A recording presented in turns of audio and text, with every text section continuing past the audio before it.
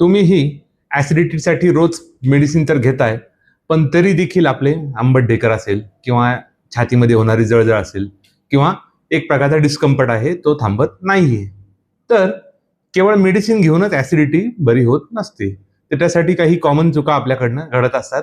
आज आपण बघूयात की अशा कोणत्या कोणत्या कॉमन चुका आहेत की ज्यामुळे आपली ॲसिडिटी मेडिसिन घेऊन देखील बरी होत नाही. तर ॲसिडिटी म्हणजे नेमकं काय? तर होतं काय, आपल्या स्टमकमध्ये ॲसिड हे जास्त प्रमाणात तयार होतं आणि जेव्हा केव्हा ॲसिड जास्त प्रमाणात तयार होतं तर ते वरील बाजूस फेकले जाते आणि आपल्याला जळजळ होते. हे जर आपल्याला क्वचित एखाद्या वेळेस होत असेल तर ही गोष्ट नॉर्मल आहे, परंतु कायमच जर आपल्याला अशा पद्धतीने जळजळ किंवा ॲसिडिटी होत असेल तर बाकी ही गोष्ट इग्नोर करून चालत नसतं. ज्या पद्धतीने ॲसिडिटी होते आणि हे ॲसिड वरील दिशेने फेकले जाते त्यालाच रिफ्लक्स असे देखील म्हणतात. तर आता आपण बघूयात की अशा कोणते कोणते कारणं आहेत किंवा अशा कोणत्या कोणत्या चुका आपल्याकडनं घडतात की ज्यामुळे मेडिसिन घेऊन देखील आपल्याला ॲसिडिटीमध्ये विशेष असा फरक जाणवत नाही. तर यामध्ये सर्वप्रथम कारण येतं ते म्हणजे औषध घेण्याची चुकीची वेळ. तर होतं काय, अनेक लोक जेवण झाल्यानंतर मेडिसिन घेतात किंवा अगदी जेवायला बसण्यापूर्वीच ॲसिडिटीची मेडिसिन लोक घेत असतात. परंतु ॲसिडिटीची अनेक जी मेडिसिन असतात जसं की प्रोटॉन पंप इलेला असेल किंवा कोणतीही ॲसिडिटीची मेडिसिन्स असतील ती साधारणतः जेवणाच्या अर्ध्या तास आधी घेतली तर ती आपला प्रभाव चांगल्या पद्धतीनं दाखवू शकतात. जर आपण जेवणानंतर किंवा अगदी जेवायला बसतानाच मेडिसिन घेत असू तर त्याचा प्रभाव हा म्हणावा असा होत नाही किंवा थोडा कमी प्रमाणात होत असतो. परिणामी वेळ ही खूप महत्वाची असते. साधारणतः जेवणाच्या 30 मिनिटं आधी मेडिसिन घेणं हे उत्तम असतं ॲसिडिटीची. तर आता आपण बघूयात की आपल्या लाईफस्टाईलमधील अशा कोणत्या चुका आहेत की ज्यामुळे आपली ॲसिडिटी मेडिसिन घेऊन देखील कंट्रोल होत नाही. तर यामध्ये सर्वात प्रथम येतं ते म्हणजे उशिरा झोपणं, लेट नाईट स्लीप. काय होतं, अनेक लोक लेट नाईट जागी असतात किंवा त्यांना रोजच उशिरा झोपायची सवय असते. क्वचित एखाद्या वेळेस काही कामानिमित्त आपण जर लेट झोपत असलो तर ठीक आहे, परंतु काहींना रोजच ती सवय असते की रात्री उशिरा झोपणं.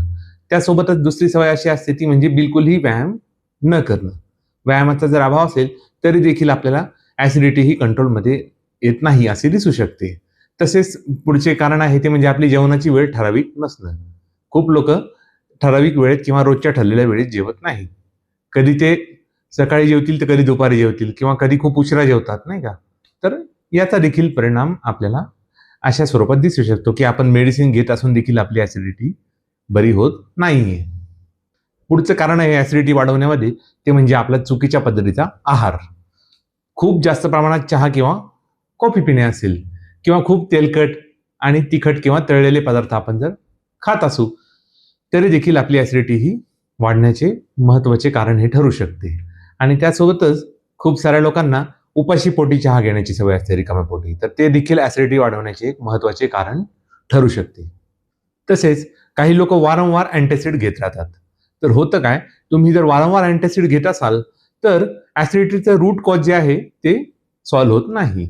टेम्पररी रिलीफ आपल्याला त्या अँटासिड पासून मिळू शकतो, परंतु जसे आपण मेडिसिन घेणं बंद करतो तर त्वरित आपल्याला ॲसिडिटी वाढलेली दिसून येऊ शकते. परिणामी जोपर्यंत आपण त्याचे रूट कॉज डायग्नोज करत नाही, केवळ अँटासिडच घेत राहू तोपर्यंत आपल्या ॲसिडिटीला आपल्याला आराम मिळू शकत नाही.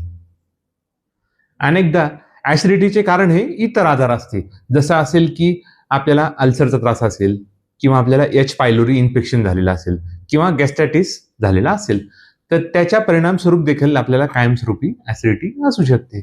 तर आपण वेळेच्या वेळी योग्य तपासणी करून घेणं आवश्यक ठरतं. जर आपल्याला कायमच ॲसिडिटी होत असेल तर बाकी आपण गाफील न राहता व्यवस्थितपणे तपासणी करून घेणं हे खूप महत्त्वाचं असतं.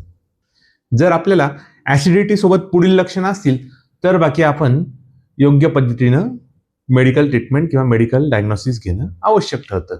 जर आपल्याला कायमस्वरूपी 2 ते 3 आठवड्यांपेक्षा जास्त ॲसिडिटी टिकून असेल किंवा आपल्याला ओमिटिंगमध्ये ब्लड येत असेल किंवा आपल्याला रक्ताची उलटी झालेली असेल किंवा यासोबतच आपल्याला काळ्या रंगाची शौच होत असेल तरी देखील आपण गाफील न राहता त्वरित योग्य पद्धतीने डॉक्टरांचा सल्ला घेणं आवश्यक ठरतं.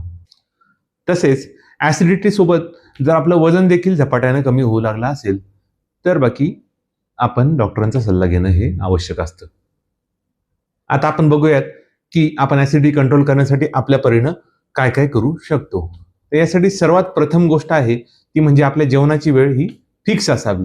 आपण रोज एका ठराविक वेळेत जेवण करण्याची सवय स्वतःला लावून घेतली पाहिजे. तसेच जेवण केल्या केल्या त्वरित झोपण्याची सवय जर आपल्याला असेल तर आपण जेवणात आणि झोपण्यात थोडंसं अंतर ठेवणं हे अत्यंत आवश्यक गोष्ट असते.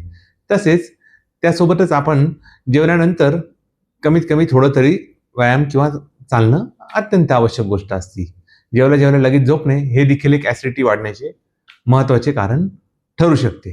तसेच रात्री खूप उशिरा जर आपल्याला जेवणाची सवय असेल तर ती देखील आपण बदलून लवकर रात्री जेवण्याची सवय लावून घेतली पाहिजे.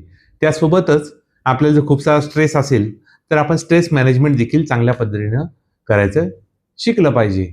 परिणामी स्ट्रेस देखील एक प्रकारे ॲसिडिटी वाढवण्याचे कारण ठरत असतो.